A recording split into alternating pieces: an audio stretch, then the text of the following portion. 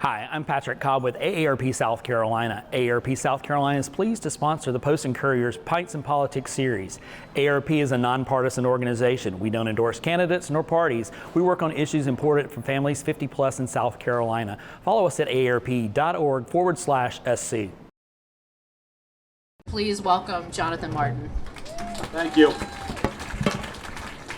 All right, we're going to start off with our first standard question, which we ask all our guests is, do you have a favorite beer, craft beer, or cocktail? What do you prefer? This one right here, actually, is really good. Love the one you're with. This is a great beer. Thank you for whoever got it for me. Let me just say thank you all for having me first. Caitlin and Skylar, I've been reading these two guys for years, and I would encourage you, if you're not already, to subscribe to the Post and Courier. I'm a subscriber, get the digital copy, and I love reading the Sunday paper, which is always full of fantastic stories.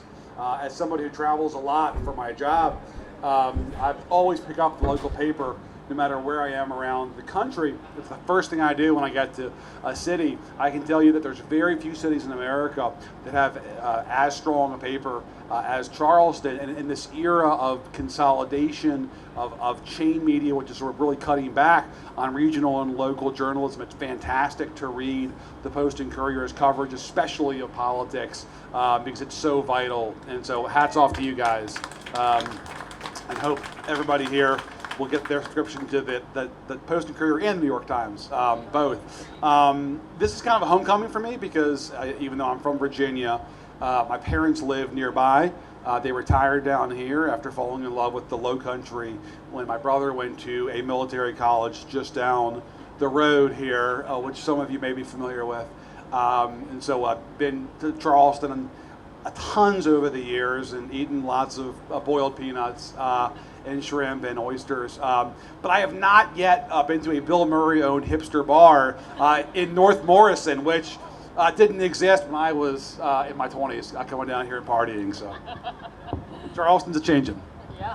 All right, it's a little bit early, but I'm going to invoke the Lyndon Johnson rule, and that was everything after 8 o'clock and 2 drinks was off the record.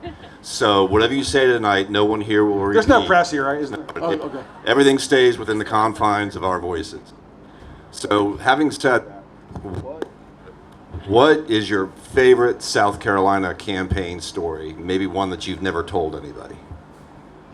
So one of the great parts about covering politics is the South Carolina primary.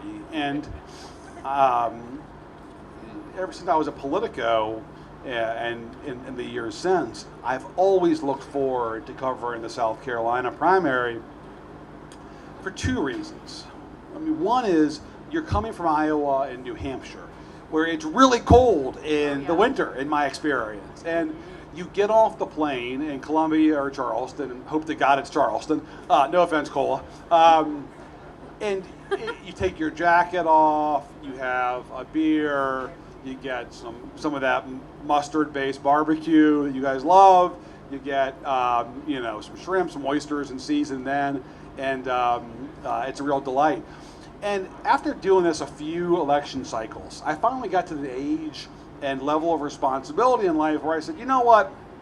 I know Columbia is more central in the state, and it's easier to move around from Columbia when you're there. But, I don't want to cover a primary from Columbia anymore. And so I actually determined in the last primary in 2020, I was going to cover the primary from Charleston.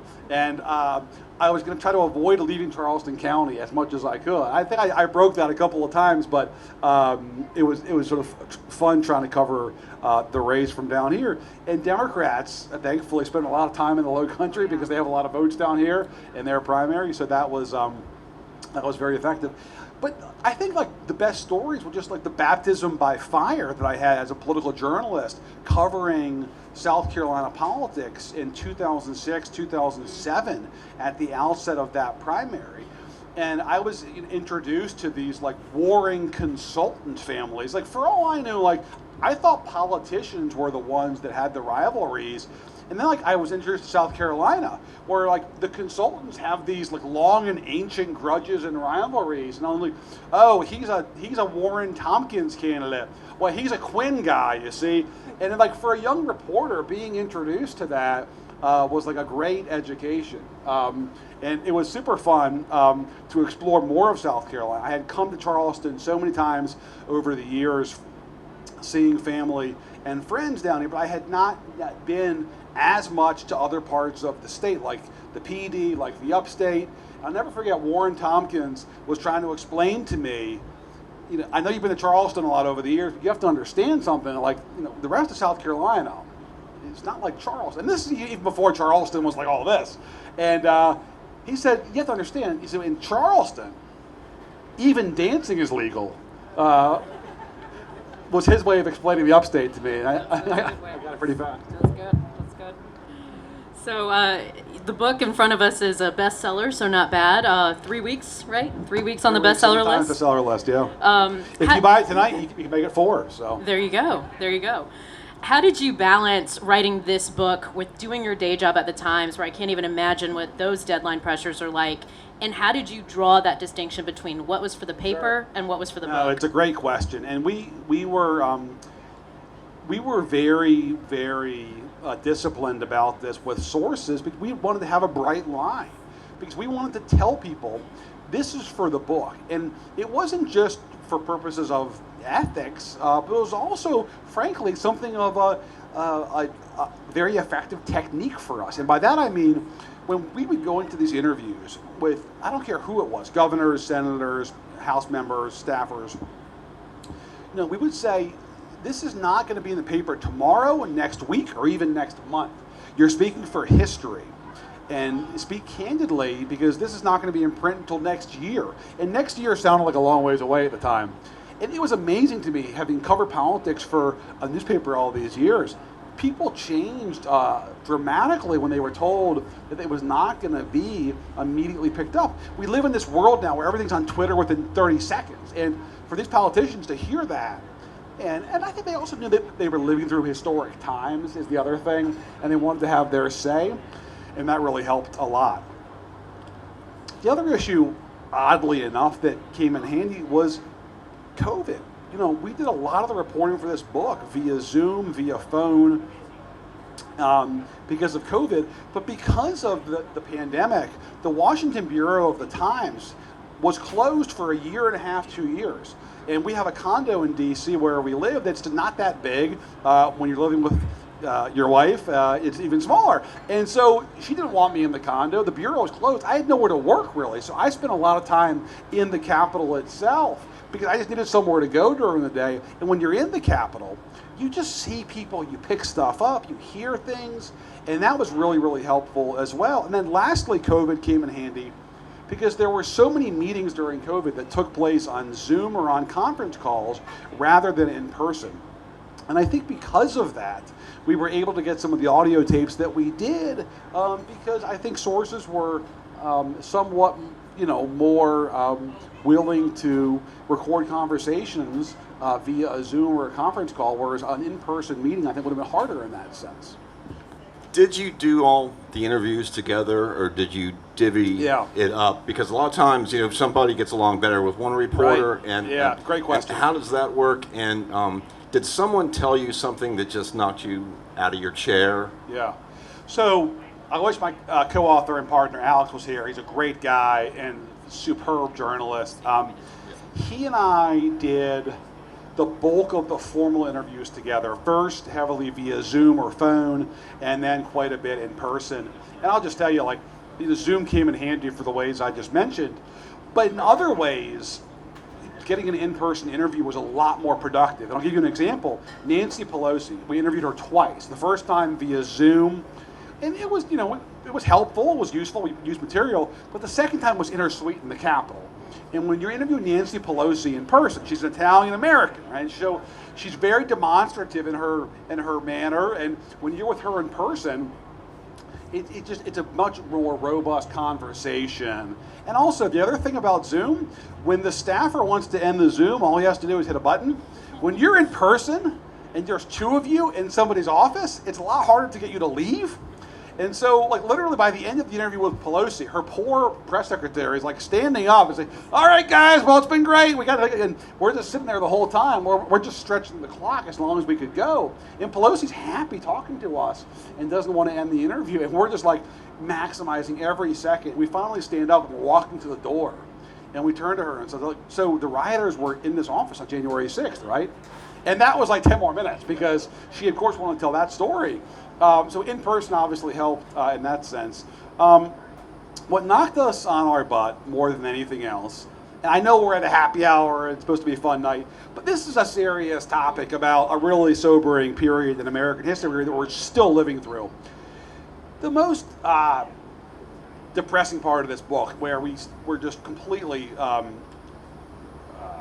sobering, was the physical threats to so many lawmakers, the death threats that come in day after day after day, the feeling of personal safety being in jeopardy. I don't just mean like the famous people whose names you know. I'm talking about like backbench members of Congress who have young families who are worried about their infants back home and their spouses, and have like local sheriffs outside their homes in Michigan or Ohio, because they get these crazy emails or calls or letters. This is not supposed to happen in America, where you've got this constant fear of political violence. I mean, January 6th obviously gets a lot of attention, rightfully so, but this air of menace is still hanging over American politics to this day. And I think my fear is that the 6th was not the culmination, but was rather just one more grim milestone in this sort of descent that we're sort of now living through, in which violence or the threat thereof is now somehow acceptable. And think about this for a minute. If you're a parent, a lot of the kids who are answering the phones in these offices on Capitol Hill, they're either in college or they're just out of college. They're working their first jobs in politics. They're super enthusiastic about working on Capitol Hill for the first time. They want to sort of do good. I don't care what party they're in, and they're picking up the phone. They're getting death threats. It's just really sad to even think about. But that was the topic that time and time again I think was the most sobering. And it's in the book. We talk about it at length. That during certain shows, especially, the volume of those calls would pick up. And you know, we're now watching these January 6th hearings, and you pick up a lot of this during these hearings. And you know, what's sad is that this is not a story about yesterday. This is not just a history book. This is a story that very much is the here and now. There's a reason why it's called This Will Not Pass. Mm-hmm. And you yourself were on the Capitol on January 6th. Yes. And you were in the room with lawmakers. Yes.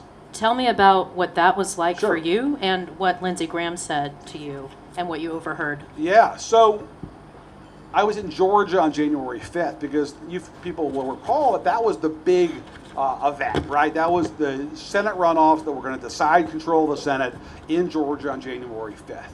But I wanted to be back in the Capitol by the morning of the 6th, because I knew it was going to be, at least symbolically, an important day, and I wanted to be in the building when the Congress took before them the Electoral College vote. I took the last flight from Atlanta back to D.C., and I knew it was going to be hairy because I'm on the plane 9:30, and people are not putting their mask on. This is like during COVID. They're drinking like a little bit much and making a lot of noise, and there's security that it's like being brought onto the plane to settle folks down. All right, this is not the typical crowd going to Washington on the 9:30 flight on Delta. That was striking. So I was evacuated with the entire U.S. Senate. I was in the Senate gallery, which is basically the balcony seats behind the Senate dais that you see where the reporters are sort of like writing their notes like you see in the movies overlooking the Senate dais. Yeah. And I was up there when they barricaded the doors of the Senate, Capitol Police, guns drawn. They, for a minute, wanted to sort of lock the doors, keep the Senate in, eventually realized, no, we got to go. And thank God the Senate police officers looked up to the gallery, to the press, and said, go to the Capitol. Took the elevator to the Capitol, skipped all the 3 floors, thankfully, and came off the elevator in the basement, and the entire U.S. Senate, which is not a very young, sprightly bunch, by the way, is like racing out of the elevators, down the stairs, into the tunnels. There's a system of tunnels and subways that connect the U.S. Capitol building to the House and Senate office buildings on either side. And I just followed my instincts and just followed senators that I knew, had a relationship with, and they were told to go to a certain holding room in the Hard office building. And that's where I went. And we were in this Senate office building, in this massive hearing room that you have seen on TV before, because it's where a lot of the hearings are held for the Supreme Court confirmations, for Iran-Contra, and was there for most of the afternoon. And Senator Graham was there. I talked to him a few times. And there are two memorable moments from Senator Graham. One, the Capitol Police was trying to update the senators and sort of keep them calm. But they didn't have a lot of information because this is the fog of war type moment. And so they're saying, look, we're trying to get control of the building. We're not sure if it's secure yet. We got some water here. Just please relax. But that's not good enough for the senators. They're on edge. They want to know what the hell is going on. So Graham interrupts one of these briefings. And this is all in the book. I was there for it. Graham says, do what you have to do. Use any force necessary. Take back control of the Capitol. This is the seat of American government, right? The room goes silent for a minute. Basically, he's telling the Capitol Police, take them down effectively. And Sherrod Brown, the senator from Ohio, his voice carries out in the back of the room and says, "Shut up, Lindsey." And then somebody else, who I couldn't quite make out, the person's name is not in the book, said, "There's no cameras on, Lindsey," because we're obviously in seclusion, sort of poking fun at Senator Graham's penchant for TV interviews. Later that day, I spoke to Senator Graham in that same room, and he thought that Biden was the man for the moment, that Biden would be a unifying president after this incident. It would not wear well on Trump, and that Biden could sort of capture the moment, be a unifying figure.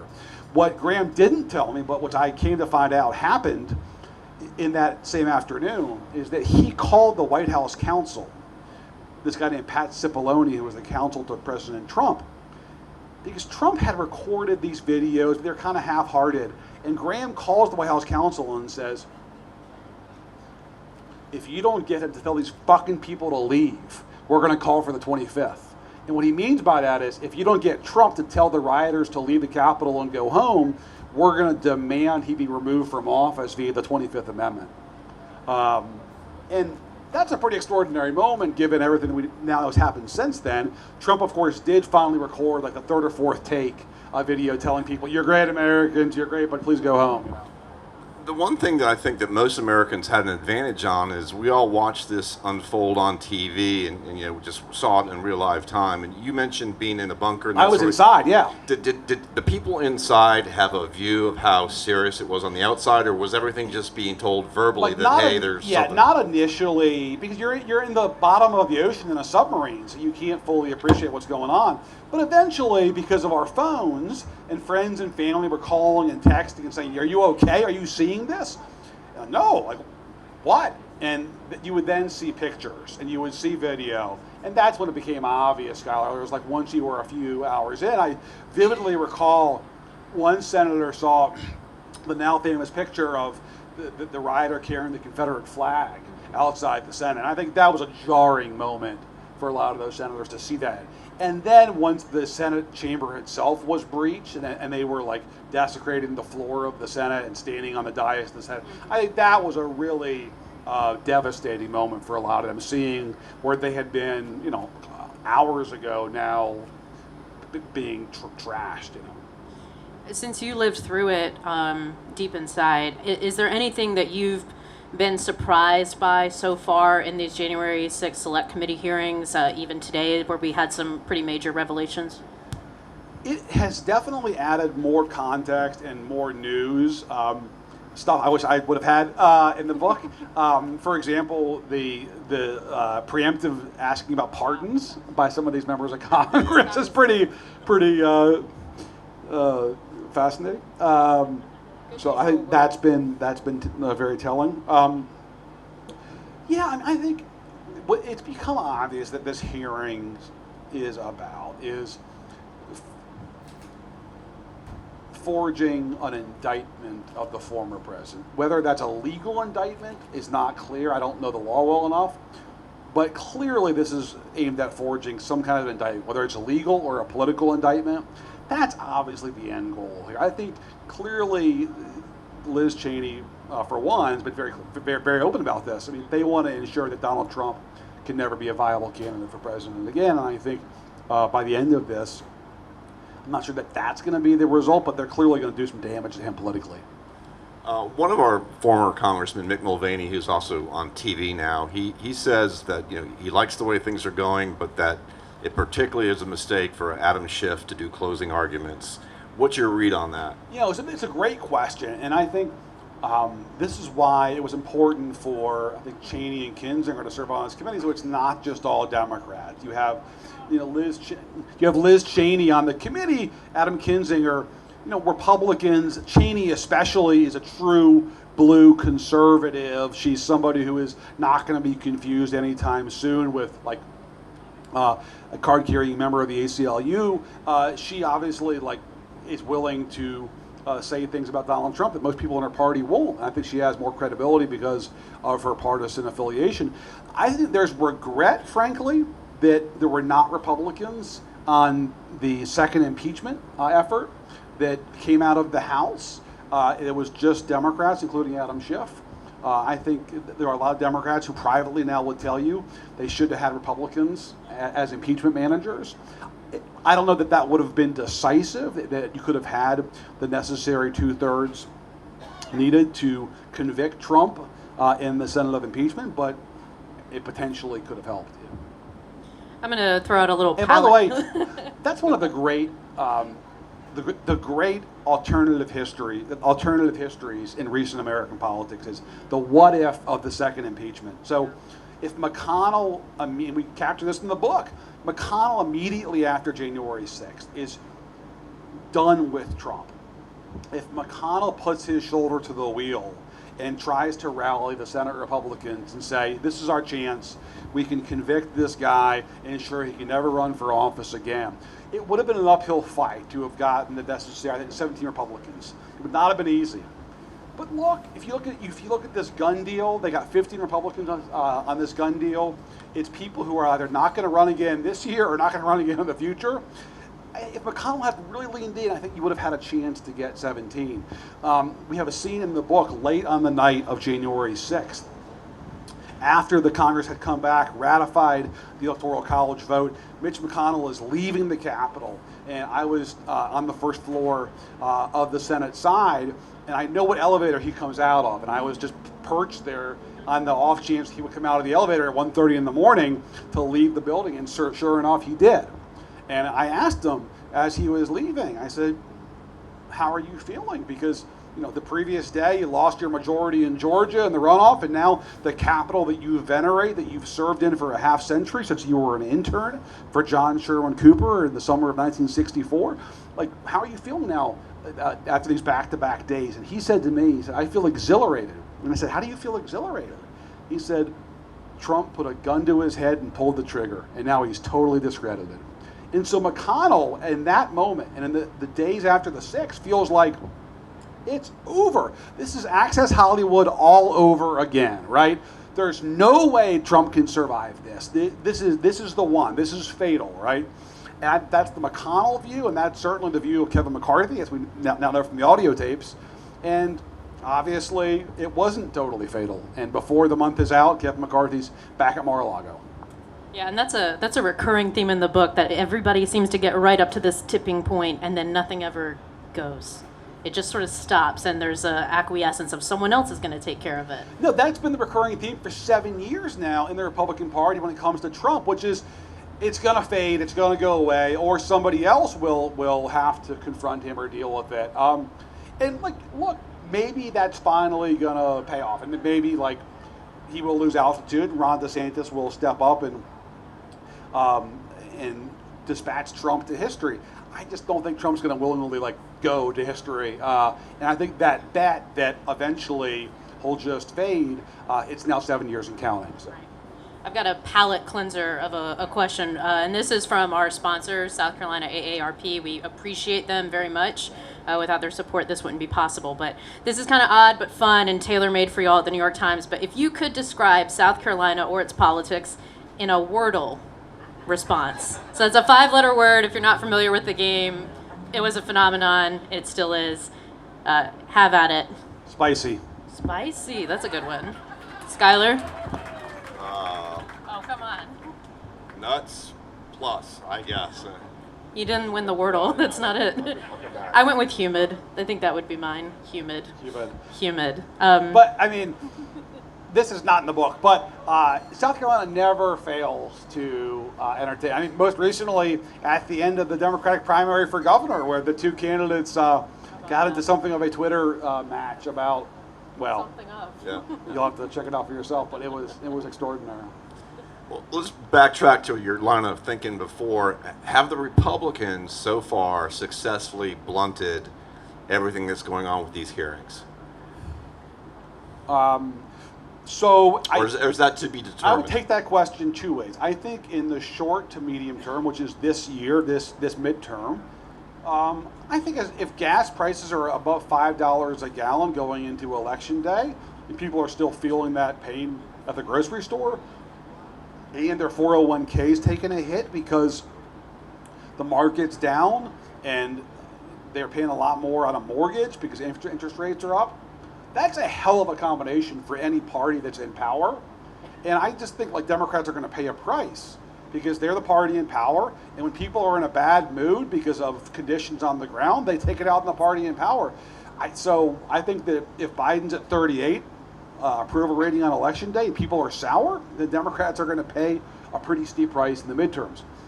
I think more broadly, I think these hearings are going to do damage less to the Republican Party, but more to Donald Trump. I thought Peggy Noonan's column last weekend was pretty incisive about this topic, that this stuff is getting in the groundwater about Trump and about his culpability on January 6th.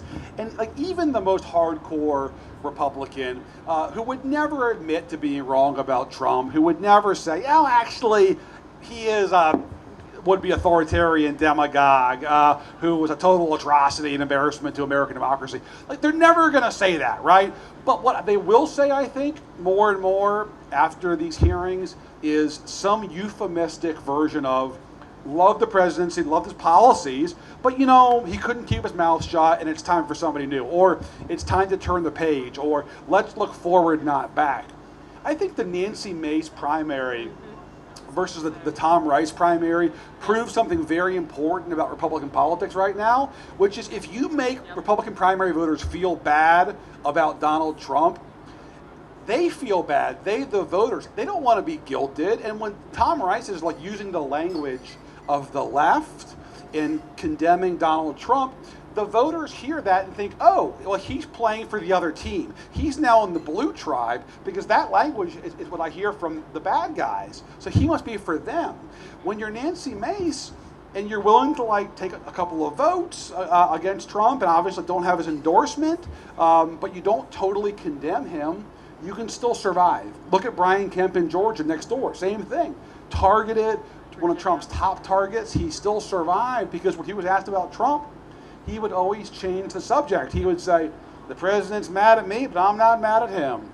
And then he would pivot to talk about Stacey Abrams and liberals and everything else. So like, Trump cannot wave a wand and win these primaries, but you also, if you're a Republican, you're going to have a hard time surviving the primaries if you're just openly castigating the president. Not because of the president, because I think it makes the voters themselves feel bad, right? So watch those euphemisms here in the months to come about Trump. You're going to hear lots more of those about the past versus the future. They're never going to really fully express regret. They'll just move on, you know. And the book isn't just about Trump and Republicans. You also take a really sharp look at Democrats, the struggles that Biden was having, not only when he was in the basement, but when he was trying to find the right running mate for him. That the chapter where y'all detail all of the people, all of the women who were interviewed for that position was really fascinating. But, you know, tell us about the struggles that you see Democrats still contending with in real time right now that bore out of the reporting in this book. The two parties are both right now facing immense internal challenges because they're both largely organized around antipathy towards the other rather than any affirmative policy agenda. Republicans are largely organized around contempt for the modern left, and Democrats are largely organized around contempt for Donald Trump. And so the two coalitions are totally unwieldy. In some ways, in some respects, they're contradictory, but they survive because they're organized, they're cohered by their disdain for the other, which is sort of fitting in these polarized times, but it doesn't make for a healthy political process. Yeah, I think this is important to mention. Like, we wanted to challenge readers with this book. Look, you can go to Buxton or Barnes and Noble or where have you, and you can find any number of partisan screeds about politics, right? We all know what those books are. It's like Team Red or Team Blue. It's either a picture of like Donald Trump with his tie and hair askew on the cover, or it's like a haunted, like 2-week bender Hunter Biden on the cover. Like, we wanted to do something different with this book and like do reporting. If you want like partisan rants, you can get that somewhere else, but like, we're going to give you inside accounts of this period in politics in both parties. And I think that's what we tried to do. And frankly, it's not a happy ending for either party. Joe Biden is now a deeply unpopular president. His party's on the verge of losing both chambers of Congress.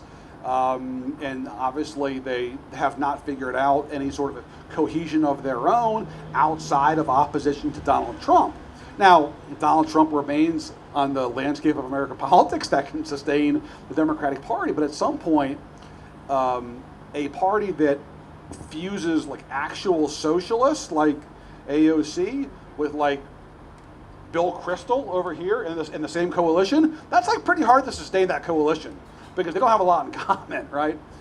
In some ways, kind of a throwback to the FDR coalition, where you had, like, you know, liberal New Yorkers with like old guard segs in the South under the same banner. It just doesn't work for all that long. Do you think someone got to Joe Biden and his driving force was to be a hero of the country and to stop Donald Trump? Yeah. And does that make him an accidental president? Yeah, so I think he's an emergency president, is how I would phrase it. Is Joe Biden presented himself as somebody who you knew, who you liked, and who you thought could beat Donald Trump. And that was basically the entirety of his appeal. And look, he made no bones about it, right? He entered the race talking about Charlottesville and Donald Trump. He explicitly ran against Trump in the primary, and at the end of the primary, he cast himself as a bridge to the next generation of Democrats. That was his appeal, and pretty effective. He won the primary, he won the general election because of that. But right, it was largely organized around that. And I think there were a lot of Americans who voted for him because he was not Donald Trump. Now, he also put together a platform that was pretty damn progressive. And when you put together a platform that's pretty progressive, well, the progressives in the party are going to believe that you actually will follow your own platform. And this is always the tension of Biden, and this is the duality of Biden today, is that he's tugged between the proverbial devil on either shoulder, right? On one hand, he's got the consensus-oriented Joe Biden, who eulogized Strom Thurmond in this state, who served with him on the Judiciary Committee for years. I'll never forget that eulogy. You can watch it tonight on C-SPAN. He concludes it by saying, we stand in adjournment, Mr. Chairman. It's a really compelling eulogy. Biden's the master of the eulogy. So there's that Biden, the one who still to this day praises Mitch McConnell and all the wrong moments, who can't help but try to be a consensus builder, and the other Biden. And the other Biden is the Joe Biden who ran for president 3 times, who's wanted to be president for 50 years, who's never felt like he got enough respect from the wise guys, who wants Tom Friedman and David Brooks, my great colleagues, to write nice things about him because he cares about what they think, because he wants to be appreciated and he wants to be respected as a big figure in American history. And to do that, you have to be a transformative president. And you therefore have to pass an expansive policy agenda, which conflicts with the other Biden, which is conciliatory, consensus, work with Republicans. And Biden has just never fully figured out, I think, how to square those two sides of it. Does he need a good chief of staff and he just doesn't have one? You can't pin it on the staff necessarily, or can you? Okay. There's a Biden person here in the audience who may have some views of her own. Look, to me, this is always who Joe Biden is. I mean, he doesn't want to pick which wing of the party he's in, okay? Joe Biden was never a Bill Clinton moderate Democrat. He was not part of that DLC crowd. Yes, when they came to power, he basically moved to where they were, but Biden's always found the center of gravity in American politics throughout his 50-year career. That's been his genius in a lot of ways. Ran as an anti-war liberal in '72 as a young man to win the Senate seat. Later in the '70s, as we know from Kamala Harris, was a more conservative Democrat on issues like busing.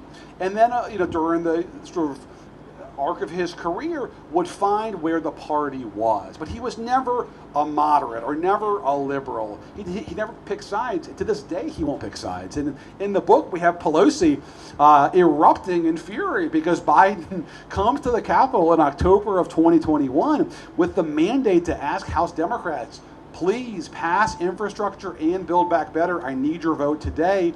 And Biden won't say it. He doesn't want to jam the progressives. He doesn't want to twist their arms. And so he leaves, gets on a plane, and flies to see the Pope in Rome, and leaves it to Pelosi to have to make the pitch to her caucus. And of course, that's never as compelling as the commander-in-chief. So.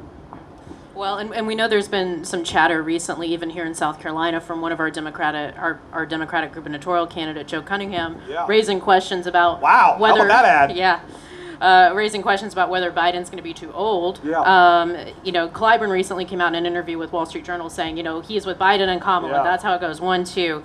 Do you buy it? Biden has told Obama reportedly that he's going to run in 24. Do you think he really has it in him? So I've done reporting on this on my own.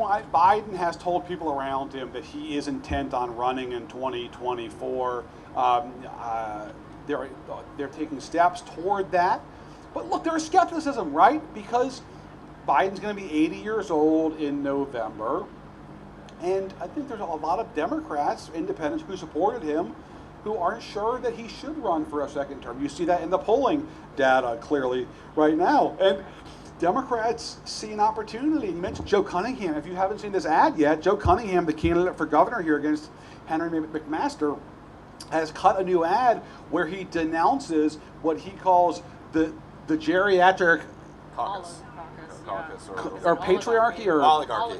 The geriatric oligarchy running American politics. And of course, what Cunningham means is largely people like Henry McMaster, but he's also indicting implicitly people like, yes, Pelosi, Clyburn, Hoyer, and Biden, who were either at 80 or over 80. And that's a Democrat doing that. And it just does, I think, go to show that this is a topic that's on people's minds.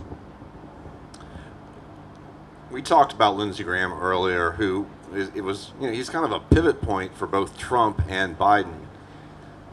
Did he just pick sides? Does he have anything repairable with Joe Biden, who spoke very highly of him in the past, or has he gone with the in crowd, which is Joe? It's such a good question, and I have followed Senator Graham's career closely, and I think if I'm being honest, I thought after Trump lost that Lindsey Graham would try to repair the relationship with Biden, but I can tell you, this is in the book, Joe Biden, and especially Jill Biden, the First Lady, have had a really hard time forgiving Lindsey Graham because Lindsey Graham has attacked Hunter Biden, the president's surviving son, and that is so personal for the Bidens, and I think to them that crosses a line. So the answer is it's been hard to repair the relationship. Graham has been to the White House for bill signings. I think Biden made a comment when Lindsey was there one time about their friendship, but it's never fully been revived. As of the publication of this book, they had not spoken on the phone. It's been a real challenge. And look, Biden knows that Graham is one of the deal makers in the Senate. For all of his courtship of Trump, Lindsey Graham is still one of the 10 Republicans who helped wire this gun deal that the Senate is going to pass tomorrow. And so he works with Democrats in the Senate. He's part of these gangs. I think it's hard for Biden to fully get over the Hunter issue. Totally pivoting here, but Mark Meadows now has ties to South Carolina, because he now lives Who here. doesn't have ties to South Carolina? I mean, There is always a South there's Carolina always connection. South Carolina angle, man. It's Absolutely. like Boston, right? It's incredible, right? That's Exactly. right. It's so good. That's right. And everybody's moving here now. It's like Austin with palm trees, and it's great, you know? But, they now live here. Should they be concerned about the voting investigations against them? One time registered to vote in 3 separate states: Virginia, my home state of North Carolina, and now my new home state of South Carolina. It depends on the nature of the local DA in that given jurisdiction. But yeah, that could be obviously cause for concern for the former chief of staff. Yeah. So having written this book and covered this particular chapter of American politics and so many others for as long as you have, what's your attitude about the state of our political institutions, both in the short term and in the long term? Not great. I'll get you another beer too. I'm really worried about the health of American democracy, and I'm worried in part because of the cynicism of so many people. I actually feel better seeing you guys here tonight, which tells me that there's still people who are engaged in politics. But there's a polling question that's been asked for decades now, and the question is, do you feel like the government generally tries to do the right thing in most cases? Steve, you should see the question asked over the years in surveys. And if you took that question before the Vietnam War, before Watergate, like 75% plus of people would say, yes, they do. That question today gets probably in the teens. There's just so much cynicism about not just government, but any institution, right, in American life. Church, sports, media. It's really hard to overcome that. It's hard to have a viable political system when Americans have such little faith in politicians. But it's the damnedest thing, because we have communities of people that are gracious, that are charitable, that are giving, that are decent, but their politics don't reflect that. And it's really hard to square that circle. But I think the reason is because the incentive structure in politics today is so geared towards conflict, combat, tribalism, and people increasingly cater to their flanks rather than the broad middle of American politics. Most of the post-war period in American life, politicians were consumed with what will the broad middle think? And by the way, so are TV networks. We're not going to air shows or ads that are going to offend the broad middle, because that's who is buying products, that's who's electing politicians. And people, whether it was politicians or news organizations, cater to the broad middle. And I think that's changed in a more stratified, niched, niche-oriented world in politics and media. People now increasingly cater to sort of smaller bands of people, and in politics that can include many in the extremes. That's not a happy answer, I know, I'm sorry. Well, it's okay, we're drinking. It's late, but... But can I just say one positive note, though, beyond the second beer, which is very positive, is like, if you look at the broad sweep of American history, America gets it right eventually. We do make progress in this country. Look at South Carolina, right? A state where the Civil War began, a state that obviously had profound, and still does have profound issues with racial justice, but which has also elected an Indian American governor, a black senator.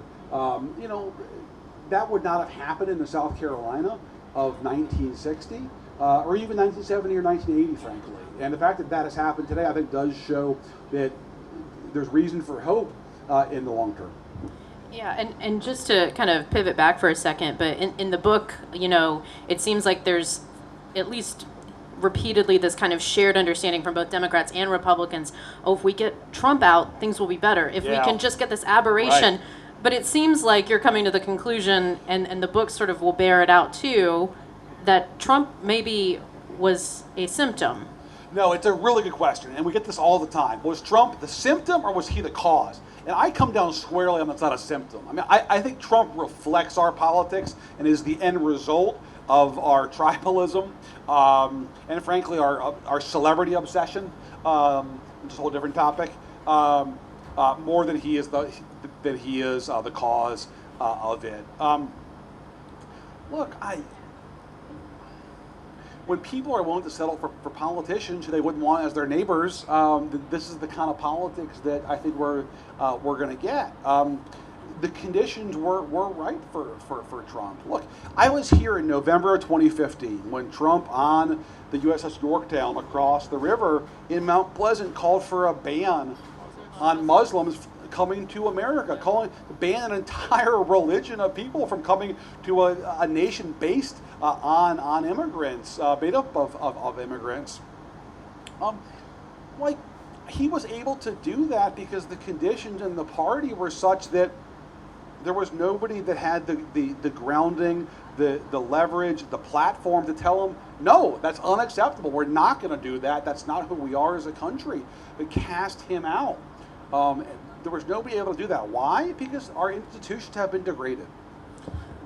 Based on what you just said, what lane then does Nikki Haley occupy? Because she was trying to be the moral path, and she got shot down. She ends up working for the guy. Yes. And then gets shot down and says some things, and then she's butting up to him again. Yeah. So is she zigzagging? She's and a then very she backs smart. Nancy Mace and helps bring Nancy Mace across the finish line against Trump's candidate. Yep. She's a fascinating test case in this period of Trump era politics. Right, somebody who was ambitious to serve, wanted to get to national politics, and thanks to Henry McMaster's early endorsement of Trump, was able to become ambassador to the UN, and then I saw her opportunity there to leverage that.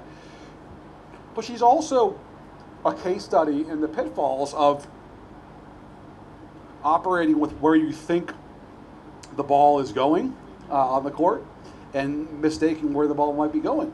And that happened obviously a couple times now. She, in the primary, got behind Marco Rubio. Trump won the state. Then she serves in the administration, leaves the administration, sees Trump after January 6th, believes, like a lot of Republicans, oh, well, he's now, that's that, right? Move on, and no, not quite yet. And then she has to sort of reel that back and say, I think memorably, told our friend at the AP, actually, who asked the question, will you run against Trump? And she said no, I will not run against President Trump if Trump runs. Now she's backing Nancy Mace. So look, it can be confusing, and I think the reason it's confusing is because you're trying to stay with a shifting assumption about where the party is rather than anchoring yourself in one ideological play or philosophical place about what you believe rather than where you think the party is going. But that's a broader story about Donald Trump and the Republican Party more than it's about Nikki Haley, because it's a cult of personality issue, right?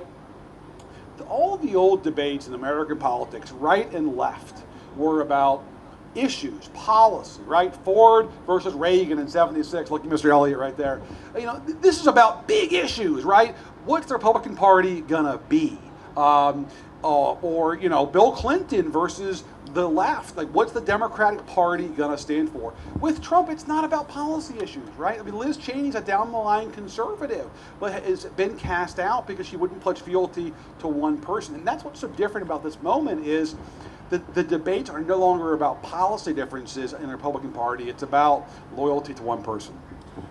Do you think, when does the country wait for Trump to decide, and when do you get a Nikki or anyone jumping in and just saying, I want it, more than the person in my way? I think there's probably maybe three lanes of Republicans in 2024. There's the crowd that's not going to wait, doesn't give a damn, happily will challenge Trump, will get in early. People like Chris Christie, Larry Hogan, the governor of Maryland, potentially Liz Cheney herself, maybe Mike Pence, the former vice president, who gets more radicalized every day, it seems. Then I think you have a coterie of people, who are not going to run against Trump that way, but obviously are going to try to sort of move on from Trump. I think they'll be more delicate, right? The Tom Cottons, the Ted Cruzes, perhaps Ron DeSantis. I'm not sure that they jump right into the pool. And then I think lastly, you'll have people who might not even run if Trump himself runs, who are going to hang back for a while.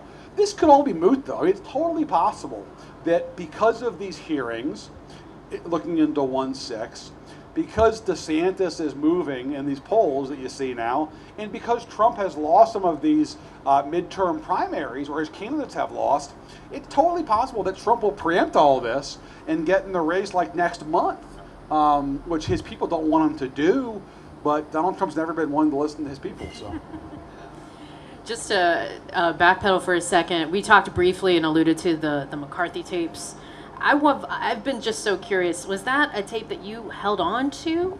Yeah. So I'm not. Was that hard to have that burning in your pocket though? Because oh my gosh, like as a political reporter, when I hear people talking out of both sides of their mouth, I just want to get them on the record and be like, you're talking out of both sides of your mouth. Yeah. So for reasons that you guys will both appreciate as journalists, I'm not going to talk about the sourcing or the timing. There's Kevin McCarthy right there.